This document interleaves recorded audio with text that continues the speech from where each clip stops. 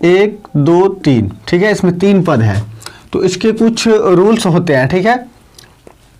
यहाँ देखिए हम रूल्स बनाएंगे। पहले क्या है कि फर्स्ट और लास्ट वाले को एक बार गुना करेंगे, पहला पद और अंतिम पद को गुना करें, ठीक है। पहला कितना है x² और लास्ट वाले कितना है 8। तो हम इस दोनों को अगर x² गुने 8 को अगर गुना करते हैं ना तो ये हो जाता है 8x²। दूसरा रूल देखिए, गुणनफल का लॉसो निकाले, ठीक है। तो इसका यदि लॉसो निकालेंगे तो इसमें अंक जो है उसको ही लॉसो करेंगे। तो 8 का लॉसो करते हैं, ठीक है। एलसीएम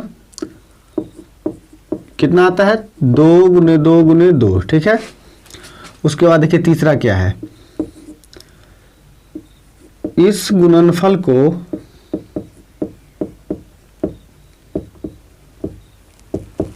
इस प्रकार सेट करें कि बीच का पद प्राप्त हो जाए। तो देखिए सबसे पहले हम क्या करेंगे, इसका और इसका गुना किए तो कितना हुआ 8x², और इसका जो गुणनफल गुना करने के बाद जो फल मिलता है उसी को हम कहते हैं गुणनफल। जैसे मान लीजिए यहाँ 2 गुने 3 बराबर 6, तो गुना करने के बाद जो आंसर हमारा आया इसी को गुणनफल कहा जाता है, ठीक है। तो इसमें हमारा गुणनफल 8 है और 8 का लॉसो निकाले, एलसीएम निकाल लिए, तो कितना हुआ 2 गुने 2 गुने 2।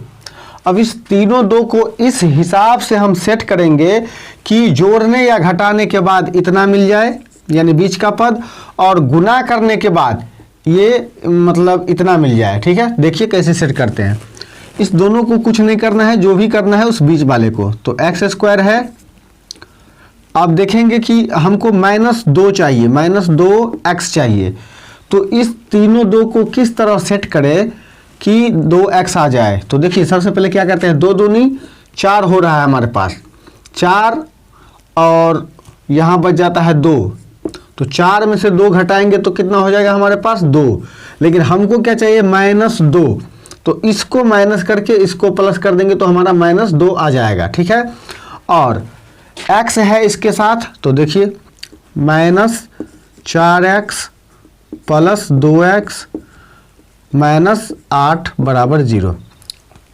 देखिए इधर 4 को यदि 2 बार पढ़ेंगे तो 4 दूनी 8 और x² यानी 8x², इसके बराबर हो गया गुना करने के बाद, और जोड़ने और घटाने के बाद हमको 2x ही प्राप्त हो रहा है। इस दोनों से फर्स्ट और लास्ट वाले का एक ही जगह इस्तेमाल है, वो फर्स्ट में, ठीक है ना। सेकंड में क्या है, एलसीएम और एचसीएफ का जो है निकाले, उसके बाद उसको इस तरह से सेट करें कि इतना मिल जाए। तो 4 में से 2 यानी माइनस में 4 है और प्लस में 2 है, तो 4 में 2 दे देंगे तो कितना हो जाएगा -2x। अब देखिए ये 4 हो गया, तो इस दोनों को हम अलग कर लेते हैं।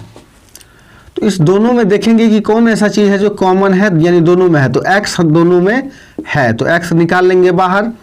तो यहाँ x² का मतलब होता है, x² का मतलब होता है कि x गुने x।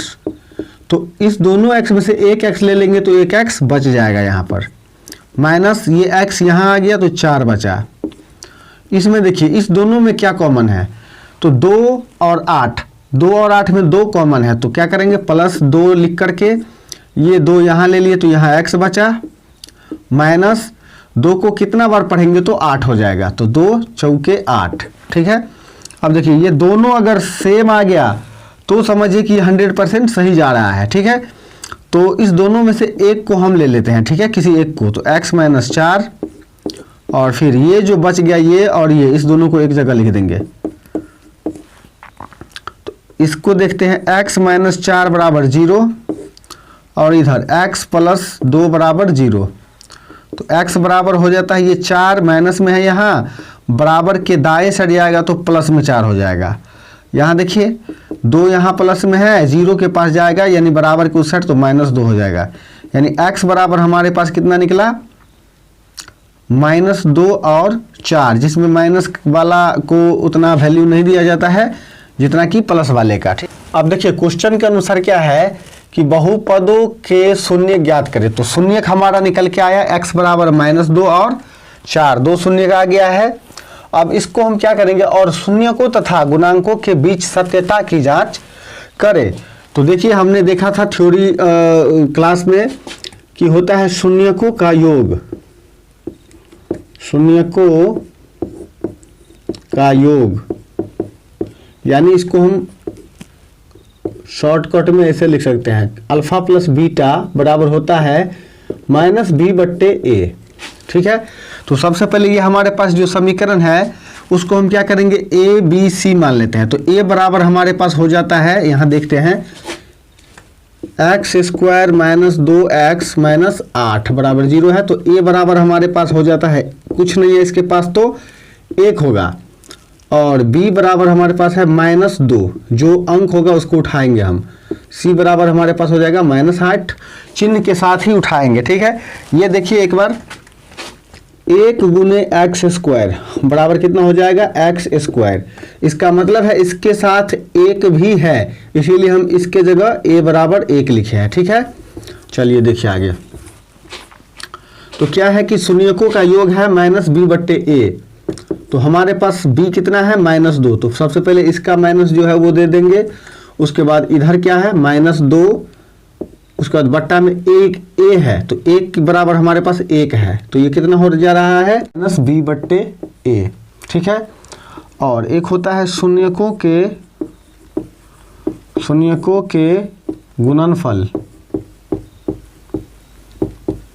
जिसको हम ऐसे भी लिख सकते हैं, अल्फा इंटू बीटा। इसका क्या होता है, c/a। तो सबसे पहले देखिए हम ये देख रहे हैं, तो इसमें सबसे पहले हम क्या देखेंगे कि a बराबर कितना है, b बराबर कितना है और c बराबर कितना है। ठीक है, तो देखिए यहाँ हमारे पास है x² - 2x - 8। तो a b c कर लेते हैं। तो इसका हम इसको a मानेंगे, इसको b मानेंगे और इसको c मानेंगे। तो a बराबर हमारा कितना हो जाएगा, 1।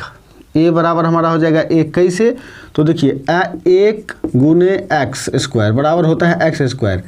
इसका मतलब है कि इसमें ये 1 है, छुपा हुआ है, तो इसीलिए हम a बराबर 1 ले लेते हैं। ठीक है, b बराबर हमारा -2 हो जाएगा और c बराबर -8 हो जाएगा। तो देखिए हमारा फॉर्मूला क्या कह रहा है, शून्यकों का योग -b/a। तो सबसे पहले माइनस है हमारे पास, तो माइनस ले लिए, b का वैल्यू देखेंगे, b का मान कितना है, -2। तो यहाँ लिख देंगे -2 बट्टे में a का मान देखते हैं, तो a का मान कितना है, 1। तो 1 डालेंगे, तो ये मिला करके कितना हो जाएगा, माइनस माइनस प्लस, तो सीधा 2 और बट्टे में 1 यानी कि सीधा 2 लिख सकते हैं। शून्यकों के गुणनफल यानी अल्फा इंटू बीटा, तो c/a है। तो c हमारे पास कितना है, c में है हमारे पास -8 और बट्टा में a है, तो a का मान कितना है हमारे पास, 1। यही हो गया हमारा शून्यकों तथा गुणांकों के बीच की सत्यता।